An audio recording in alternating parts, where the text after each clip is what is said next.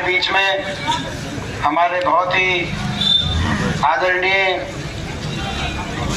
जो हमारे इलाके के संघर्ष के प्रतीक हैं, जिन्होंने हर कदम पे जब से राजनीतिक जीवन में मैंने कदम बढ़ाए, हर कदम पे जिनका मार्गदर्शन, जिनका आशीर्वाद हमेशा मुझे मिला और हर रोज उनसे कुछ नया सीखने को मिलता है।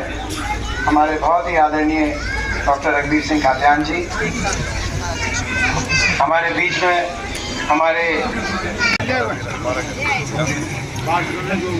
तो आज से 18-19 साल पहले, जैसा कि डॉक्टर साहब ने याद दिलाया कि मैं उस समय 2005 में बाई इलेक्शन लोकसभा का, और तब आपके बीच में जब मैं आया, लगभग 19 साल हो गए इस बात को,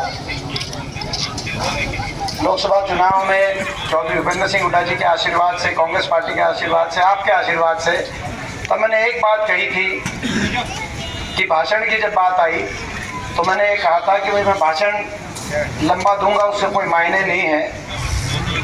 आने वाले समय में बात बोलने वो कुछ नहीं, अगर मेरा काम बोले तो आप मेरा साथ दे देना। और आज उसके 19 साल के बाद मैं यही बात कहता हूँ, किसी भी जनप्रतिनिधि को तोलने का, उसके आकलन करने का दो पैमाने होते हैं, उसका काम और उसका आचरण। इन 19 साल में आपने पूरे इलाके में मेरा काम भी देखा है और मेरा आचरण भी देखा है। अगर काम और आचरण के पैमाने पे अगर मैं आपकी आत्मा ये गवाही दे कि मैं खरा उतरा हूँ तो आप मुझे आशीर्वाद दे देना, मैं कहा जाता।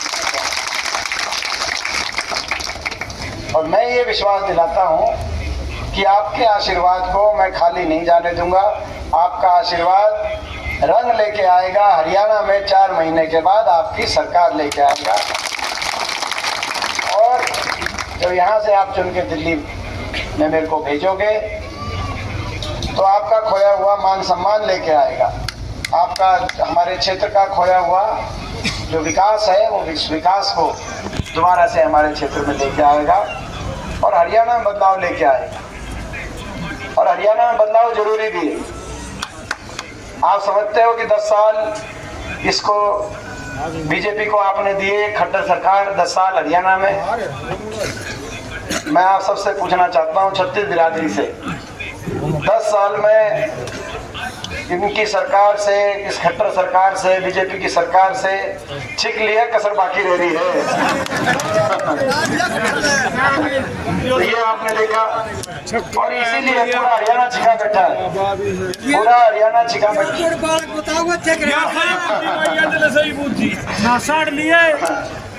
और नौकरी पूछ ले कहते पैसा नहीं हो कि भाई कोई बात नहीं, 5 साल और हाँ तो ऐसा क्या बता, हम इससे भी बात करेंगे।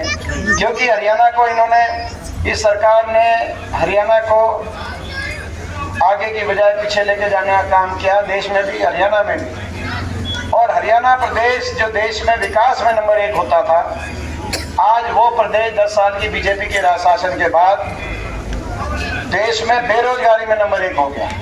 हर घर में एक ना एक कोई बेरोजगार, बेरोजगारों की फौज खड़ी होगी। बेरोजगारी में देश में नंबर 1, महंगाई में देश में नंबर 1 हरियाणा,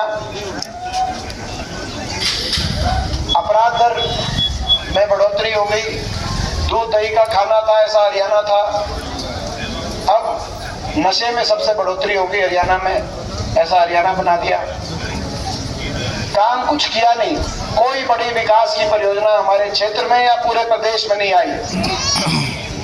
विकास की पटरी से तो उतार दिया, मगर सबसे बुरी बात यह है कि लोगों की ऐसी अनदेखी जैसी इस सरकार में हुई, इसका भी उदाहरण दूसरा देखने को नहीं मिला। कोई ऐसा वर्ग नहीं जिस वर्ग को इस सरकार में धक्के नहीं खिलाए हों या जिस पे डंडे नहीं चलाए हों, इस पर लाठीचार्ज नहीं हुआ। यही कहानी आप देख रहे हो।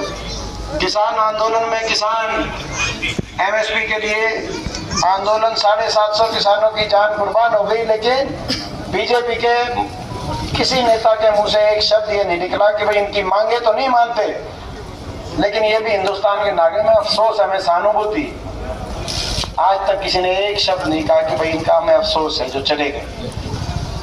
जब बेटियों की बात आई, बेटियों ने अपने लिए न्याय मांगा। क्यों, क्या कसूर था उन बेटियों का?